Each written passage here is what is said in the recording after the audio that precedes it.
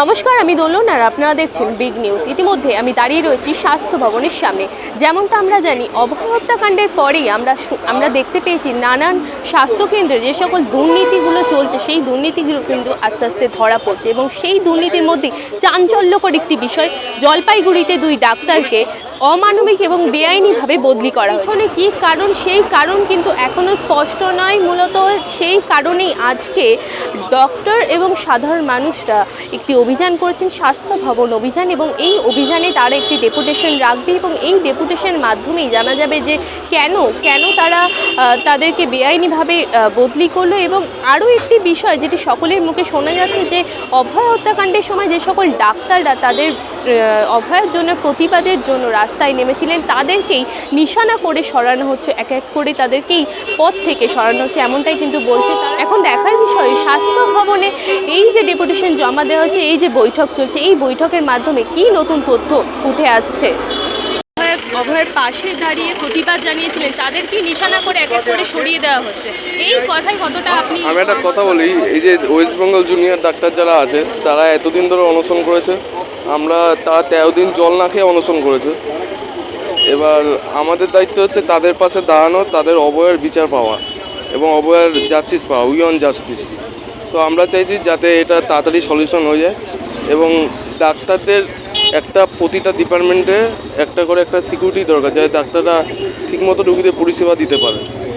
সেই কারণে আমরা যতক্ষণ না এর ক্লু বা এর জাস্টিস না পাচ্ছি, ততক্ষণ আমরা রাজপথ ছাড়বো না।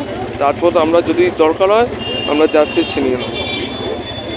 আরও একটি কথা যেটা আমি একটু আগে আপনাকে জিজ্ঞাসা করলাম, যে অভয় হত্যাকাণ্ডে যে সকল ডাক্তাররা অভয়ের পাশে দাঁড়িয়ে তাদেরকেই নিশানা করে এক এক করে বদলি করে দেওয়া হচ্ছে, এই কথায় আপনি কতটা সহমত? এই কথা আমার কোনো বলা নেই, কারণ ডাক্তাররা কখনো নিশানা করতে পারে না। ডাক্তারদের কোনো হাত নেই। ডাক্তাররা চাইছে যাতে অভয়ের বিচার পায় এবং জাস্টিস পায়। সেই কারণে আমরা ডাক্তারদের পাশে দাঁড়িয়ে আছি এবং তাদের পাশেই আমরা দাঁড়াবো। যতক্ষণ না জাস্টিস হবে তখন ডাক্তারের পাশে আমরা দাঁড়াবো। 2 জন চিকিৎসক, যাদের একজনের মাত্র 4 মাস এখন রিটায়ারমেন্টের বাকি আছে, তাদেরকে একটি হসপিটালে ট্রান্সফার করা হয়েছিল। এবার ট্রান্সফারের এই একটা নিয়ম আছে যে মাত্র এই 3-4 মাস যখন রিটায়ারমেন্টের বাকি থাকে, তখন তাদেরকে ট্রান্সফার করা যায় না। এবার এটা সম্পূর্ণভাবে বোঝা যাচ্ছে অত্যন্ত উদ্দেশ্যপ্রণোদিতভাবে, কারণ এনারা দুজনেই ওই অঞ্চলে এই যে আন্দোলন চলছে জাস্টিসের জন্যে, অভয়ার বিচার চাওয়ার জন্যে, সেই মুভমেন্টের ওনারা এবং ওনাদের পরিবারের লোকেরা অত্যন্ত গুরুত্বপূর্ণ মুখ ছিলেন এবং আন্দোলন ওই সমস্ত জায়গাগুলোতে ওরা সংগঠিত করছিলেন। তো সুতরাং ওনাদেরকে এই মুহূর্তে ট্রান্সফার করাটা ওনারা ভাবছেন যারা আন্দোলনের পক্ষে ক্ষতিকারক হবে, এটা কিন্তু নয়। হাজার হাজার মানুষ আমরা পিছনে এসে দাঁড়াবো। আর ডিএইচএস স্যারের সাথে আমাদের স্যারেরা কথা বলতে গেছিলেন, এখান থেকে সবাইকে যেতে দেওয়া হয়নি। আপনারা তখন ছিলেন, দেখেছেন যে আমরা আমাদের নিজেদের স্বাস্থ্য ভবনে এসে আমরা ঢুকতে পাইনি, আমাদেরকে বাইরে দাঁড়িয়ে থাকতে হয়েছে এবং আমাদের আই কার্ড দেখানোর পরও ঢুকতে দেওয়া হয়নি।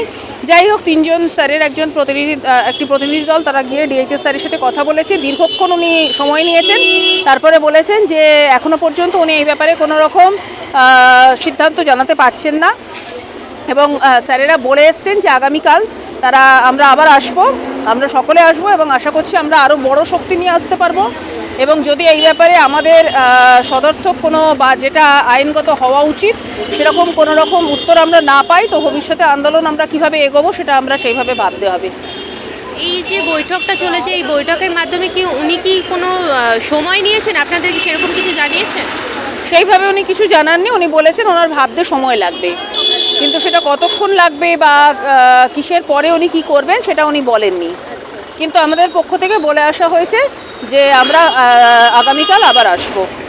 এরকম হঠাৎ বদলি করে দেওয়া হলো, যেখানে তাদের 3 মাস এখনো সম্পূর্ণ হয়নি একজনের, তো সেখানে দাঁড়িয়ে আপনি কি বলবেন? এর সাথে কি কোনো রকম অভয়া কেসে যারা জড়িত ছিল তাদের কোনো প্রতিহিংসার দিক কি আপনি দেখতে পাচ্ছেন? অবশ্যই, এটাই থ্রেট কালচারের এক্সটেনশন।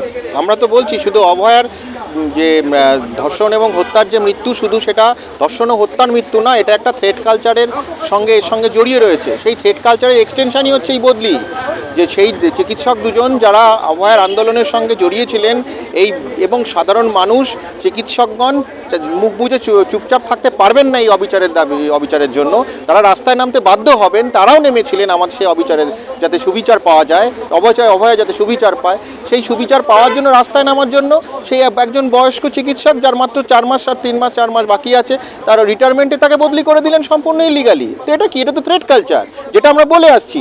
কলেজে থ্রেড কালচার, স্বাস্থ্য বিভাগে থ্রেড কালচার, অ্যাডমিনিস্ট্রেশনে থ্রেড কালচার।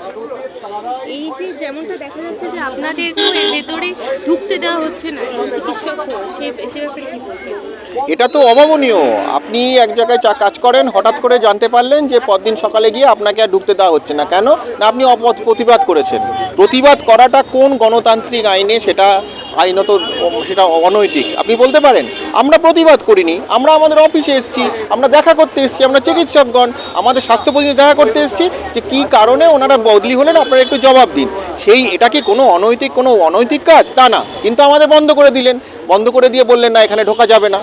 যেমনটা আপনারা দেখলেন, আজ স্বাস্থ্য ভবন অভিযানে যে বৈঠকটি চলে, সেই বৈঠকের মাধ্যমে কিন্তু এখনও অবধি সঠিক উত্তর তারা পায়নি, এমনটাই কিন্তু তারা জানাচ্ছেন।